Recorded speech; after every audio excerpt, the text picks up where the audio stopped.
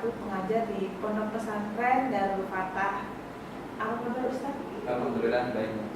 Ini pertemuan, alhamdulillah sehat Pak.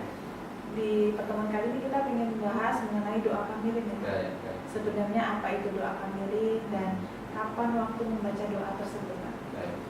Terima kasih atas pertanyaan yang disampaikan Mbak Sulis. Sebelum menjawab ke substansi dari pertanyaan tadi, perlu kita ingatkan bahwa doa itu adalah merupakan tulang sumsumnya ibadah. Bahkan dalam satu hadis dikatakan ad-du'a mukhul ibadah. Dan ini adalah juga merupakan bagian dari akidah umat Islam, bagaimana ia senantiasa meminta, memohon perlindungan kepada Allah Subhanahu wa taala dari perkara-perkara yang membahayakan, dan juga meminta kepada Allah agar diberikan keselamatan, diberikan ketenangan, kebahagiaan. Dan kebahagiaan bagi seorang mukmin itu orientasinya bukan hanya dunia saja, tapi kebahagiaan yang jauh lebih baik dan lebih kekal adalah kebahagiaan di akhirat. Berkaitan dengan doa kamilin yang tadi Mbak Sulis tanyakan, bahwa doa itu sebetulnya bisa dibaca kapan saja. Kenapa demikian? Karena tidak ada dalil yang secara sharih menyatakan bahwa doa ini seyogianya atau sebaiknya dibaca pada waktu selesai sholat tarawih di bulan Ramadan. Karena sifatnya umum, maka sebetulnya doa kamilin ini bisa dibaca kapan kita mau, karena memang di dalamnya ada banyak unsur-unsur permohonan dan permintaan kebaikan yang langsung kepada Allah.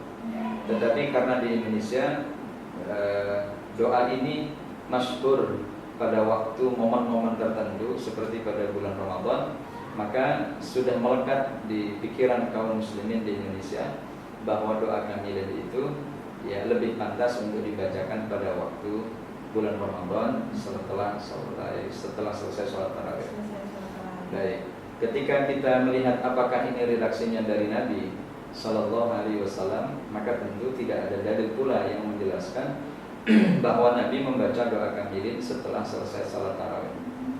Redaksi ini tidak berasal dari Quran dan juga tidak berasal dari Sunnah, tetapi ini adalah merupakan perkataan ataupun hasil dari redaksi para ulama yang kemudian membentuk untayan-untayan permohonan lewat doa kamilin, sebagaimana yang kemudian kita bisa contohkan dari doa yang ada, Allahumma ja'alna bil imani kamilin, gitu ya. Kenapa doa kamilin? Karena memang redaksi pertama muncul kata kamilin, gitu. Sama seperti beberapa nama surat yang ada di juz 30, itu kebanyakan nama-nama suratnya diambil karena memang ayat pertama itu berkaitan tentang apa yang akan dilabelkan. Misal surah Al-Asr karena memang diawali dari Wal Asr. Kemudian surah Ad-Duha karena diawali dengan surah Ad-Duha dan seterusnya. Sama dengan doa kamilin ini. Ketika kita melihat misal, kenapa sisi yang menarik dari doa kamilin ini adalah dari priority apa yang kita minta kepada Allah Subhanahu wa taala. Seperti Allahumma ja'alna bil imani kamilin. Ya Allah, jadikanlah keimanan kami ini adalah keimanan yang sempurna, keimanan yang absolut. Walil faraidi muaddin, dan kami juga meminta kepadamu agar kami ini termasuk orang-orang yang bisa menunaikan kewajiban salat 5 waktu dan kewajiban-kewajiban lainnya yang baik. Walis salati hafizin, dan juga kami termasuk orang-orang yang menjaga salat kami. Walis zakati fa'ilin, dan juga orang yang sadar dengan kewajiban yaitu menunaikan zakat. Nah, ini beberapa isi di dalam doa kamilin yang siapapun yang membacanya akan memberikan dorongan spirit untuk terus memohon kepada Allah atas kebaikan-kebaikan yang dia mintakan kepadanya. Nah, ini yang kemudian menjadi unsur utama di dalam doa kamilin itu adalah penguatan dari sisi akidah dan juga bagaimana aplikasi dari rukun Islam yang mestinya bisa kita kerjakan semaksimal mungkin, sehingga harapan yang kita ingin raih adalah bagaimana menjadi muslim yang kafah, menjadi muslim yang sempurna dalam menjalankan syariat, tidak memilah dan memilih mana yang ringan kita ambil, lalu yang berat kita tinggalkan. Berarti ini maksudnya ketika dikerjakan ada kebaikan di dalamnya. Tentu. Gitu ya. Tapi ini bukan sesuatu yang diwajibkan. Bukan, karena ini adalah doa. Doa itu kan ada yang maksur dan ada yang ghairu maksur. Maksur itu artinya doa yang redaksinya ada di dalam Quran atau pernah diucapkan oleh Rasul Sallallahu Alaihi Wasallam. Tapi bukan berarti doa yang tidak berasal dari Quran dan Sunnah lalu kemudian dikatakan haram, dikatakan tidak boleh untuk dibaca. Boleh, tidak ada masalah.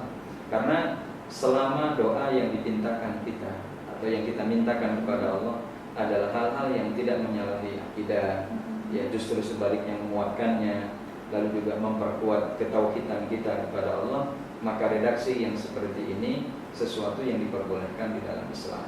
Gitu. Jadi tidak harus saklek bahwa doa itu hanya boleh dipakai dari dua sumber utama kita, yaitu Quran dan Sunnah. Kalau kita ubek-ubek dari Quran dan Sunnah, maka doa kamilin nggak bakal ketemu, gitu, nggak bakal ada. Dan kalau kita cari riwayat dari siapa yang kemudian menyampaikan dari Rasul Sallallahu Alaihi Wasallam bahwa beliau pernah membacanya pun tidak. Apalagi kita lihat tentang bagaimana sejarah Rasul melaksanakan sholat tarawih pada waktu itu kan belum seperti sekarang yang dilalui oleh umatnya. Kalau dulu kadang-kadang Rasul sholat di masjid, gitu. Kenapa? Karena beliau khawatir dalam perspektif umatnya itu wajib. Sholat tarawih ini sesuatu yang wajib, gitu. Maka kemudian habis sholat isya kadang-kadang beliau tarawih di masjid, tapi seringnya beliau pulang, gitu. Jadi tarawihnya di rumah, gitu. Nah ini yang menjadi perhatian, apalagi sampai kemudian beliau secara masif, gitu ya, secara teratur untuk kemudian membaca doa kamilin. Tetapi pada intinya siapapun yang membaca doa kamilin bukan termasuk dari orang yang dianggap berdosa, bukan dianggap sebagai orang yang salah karena tidak mengambil doa itu dari Quran dan Sunnah. Tapi juga tidak boleh terlalu berlebih-lebihan. Dalam artian begini, siapa yang tidak membaca doa kamilin di dalam sholat tarawihnya, maka sholat tarawihnya dianggap tidak sah. Ini juga salah, gitu. Maka inilah yang kemudian menjadi pemahaman bagi kita yang perlu diluruskan kalau ini berlebihan, gitu.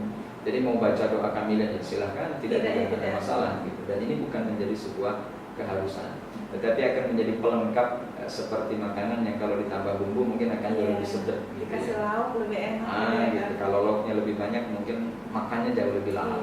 Kira-kira begitu. Terima kasih ini Ustadz Asep terkait penjelasannya mengenai doa kamilin. Mudah-mudahan bermanfaat bagi pemirsa semua. Demikian bincang-bincang kita di Tribun Lampung Religi. Sampai jumpa di lain kesempatan. Demikian bincang-bincang kita di Tribun Lampung Religi. Sampai jumpa di pertemuan selanjutnya.